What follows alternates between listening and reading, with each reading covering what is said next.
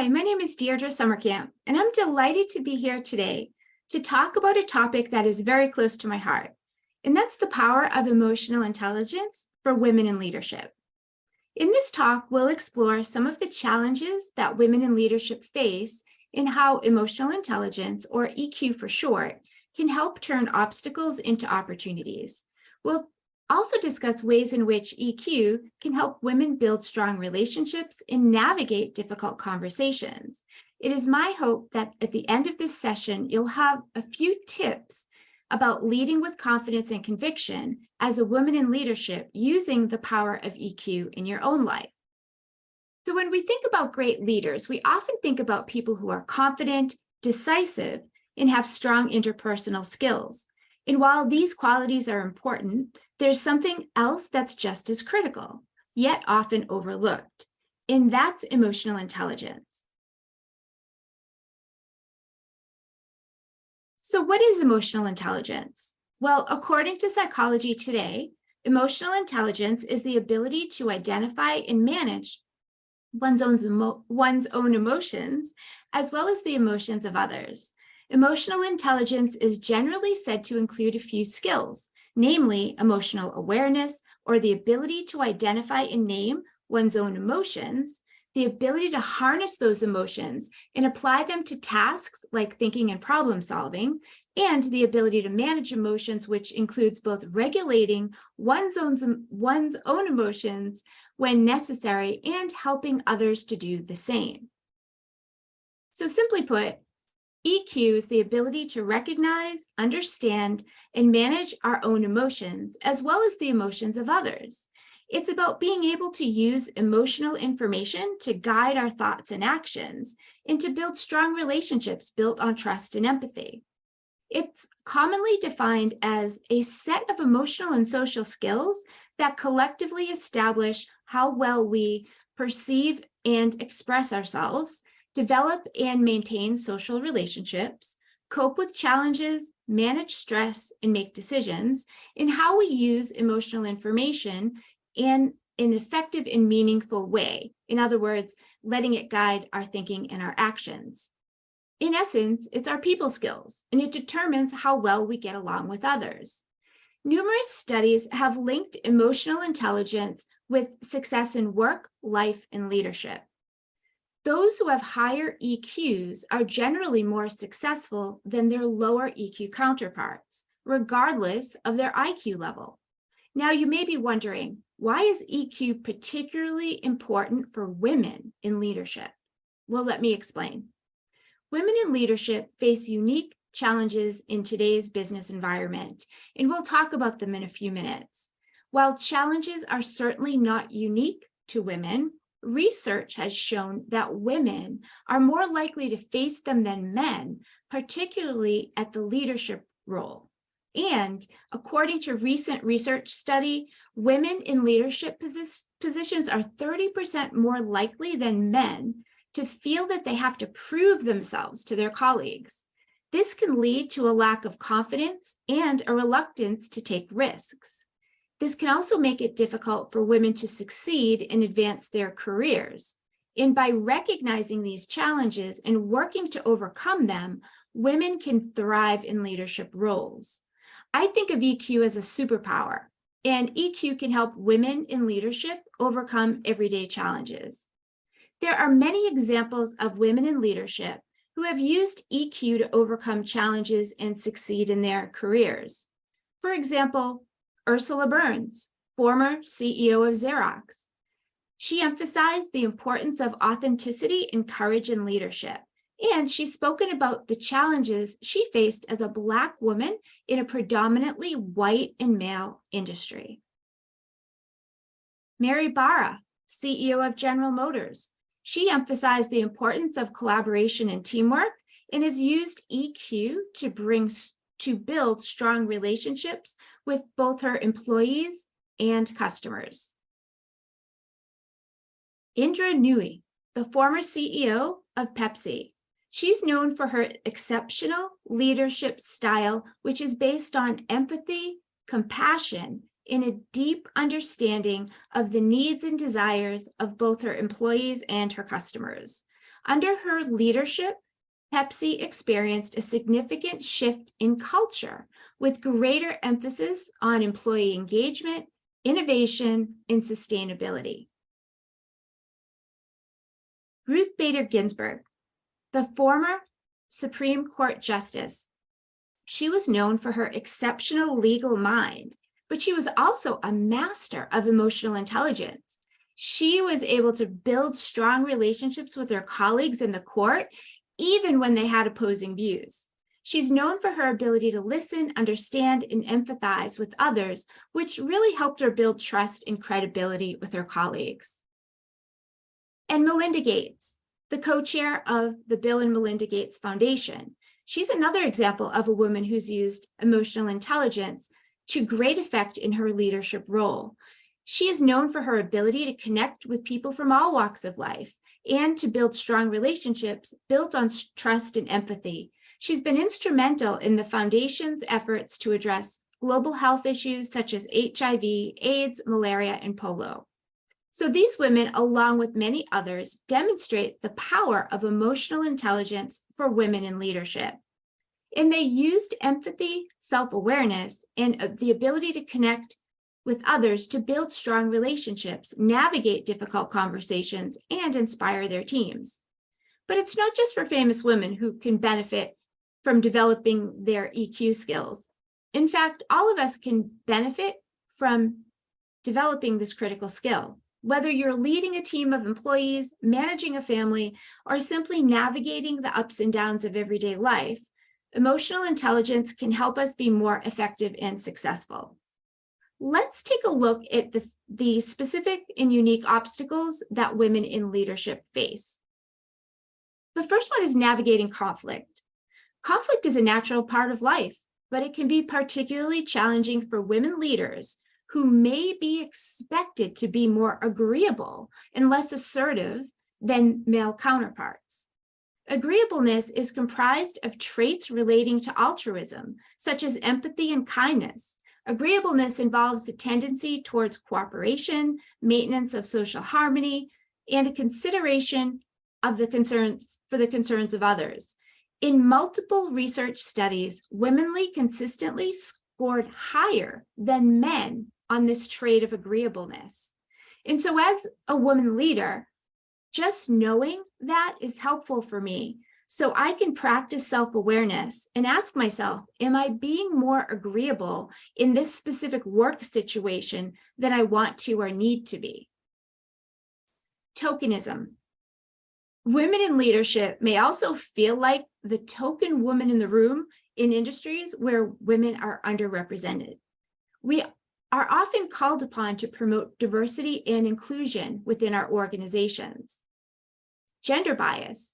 We still face gender bias in many areas of business, including recruitment, promotion, and pay. Stereotypes. Women in leadership may be stereotyped as too emotional or too nurturing, which can lead to our ideas being dismissed and our leadership style being questioned. Lack of representation. Women are still underrepresented in many industries, including technology, finance, and engineering, which can make it more difficult for us to find role models and mentors. Work-life balance. Women leaders may face pressures to balance the work and family responsibilities, which can be challenging and can sometimes negatively affect our career advancement.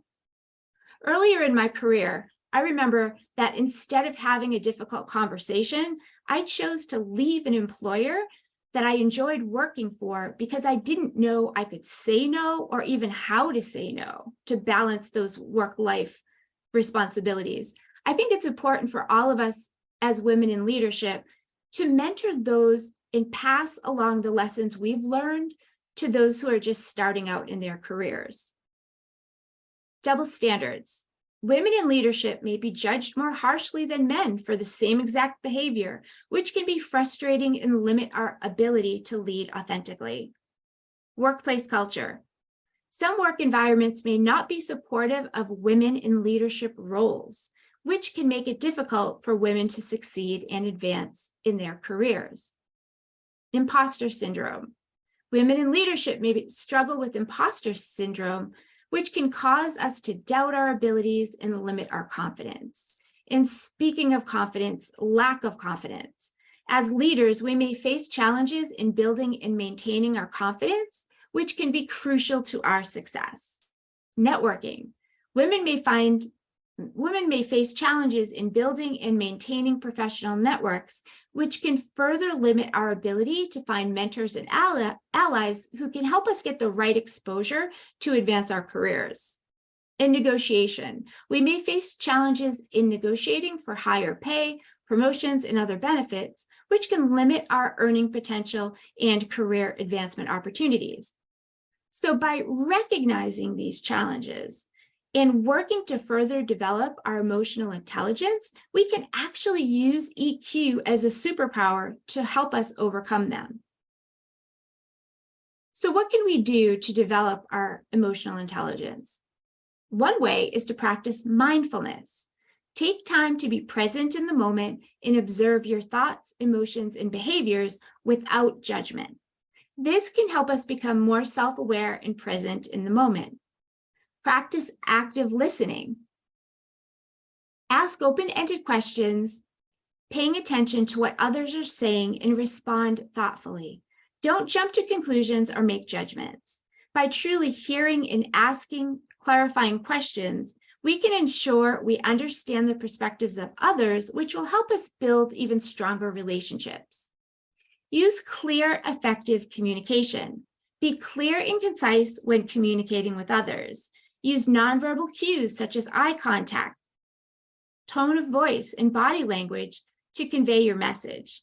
Women leaders who communicate clearly and effectively can build credibility with employees, colleagues, and customers. Cultivate empathy. Try to see situations from other people's perspectives. Listen actively and show genuine interest in their thoughts and feelings. Develop emotional resilience. Embrace a growth mindset and learn from your failures. Use setbacks as an opportunity to learn and grow. Be calm and focused in challenging situations and managing our emotions. And by doing this, we demonstrate resilience in the face of adversity, and we inspire confidence and build trust. And we are also seen as being a stabilizing force in the workplace. Seek feedback. Be open to feedback from others and use it to improve our emotional intelligence. Manage stress.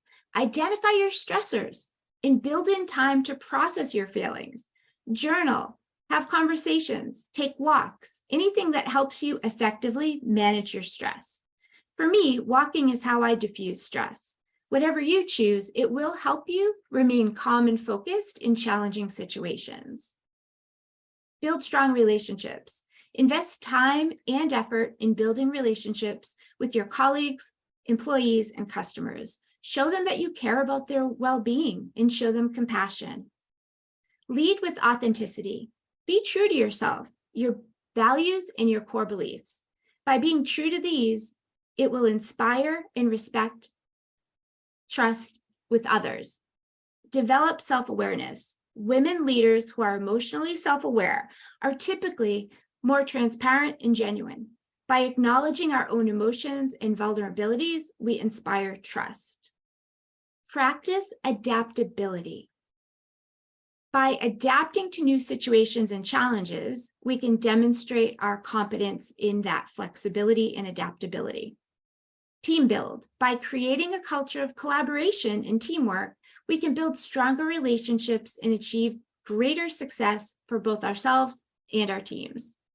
Be assertive. Assertiveness is key to communication. Use I statements and express your needs and feelings. Express your needs and feelings. Don't be afraid to set boundaries when necessary. Avoid blame and judgment.